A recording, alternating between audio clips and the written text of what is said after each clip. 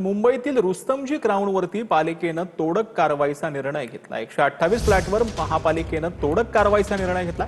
मंत्री राठोड, समाधान सरवणकरांच्या फ्लॅटचाही यामध्ये समावेश आहे। माजी मंत्री दीपक केसरकर यांच्या भाडेतत्वावरील फ्लॅटवरही कारवाई होणार आहे। लिफ्ट परिसरातील मोकळ्या जागेवर अतिक्रमण केल्याचा आरोप आहे। अतिक्रमित जागेची किंमत 250 कोटीहून अधिक असल्याचा दावा करण्यात येतो। आरटीआय कार्यकर्ते संतोष दौंडकर यांच्या तक्रारीनंतर ही कारवाई करण्यात आली।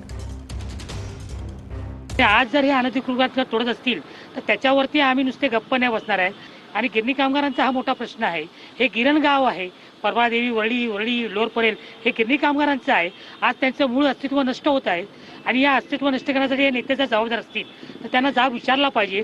आणि माननीय मुख्यमंत्र्यांना आमचं निवेदन आहे की त्यांनी नुसता तोडक कारवाई नाही तर याच्या मागे बेनामी संपत्ती, हा काळा पैसा, याच्यासाठी ईडी आणि ईडब्ल्यू कडे चौकशी करून गुन्हा दाखल झाला पाहिजे। तर पुण्यातील हवेली क्रमांक 7 मध्ये महसूल आणि नोंदणी कार्यालयामध्ये खासगी व्यक्ती घोषवारा हाताळत असल्याचा आरोप करण्यात आलेला आहे। असा आरोप राष्ट्रवादीचे कार्यकर्ते रोहन सुरवसे यांनी केला। कार्यालयात सरकारी कर्मचारीच नसल्याचं सांगत त्यांनी व्हिडिओ ट्विट केला। या संदर्भात रोहन सुरवसे यांनी बावनकुळेंकडे कारवाईची मागणी केली।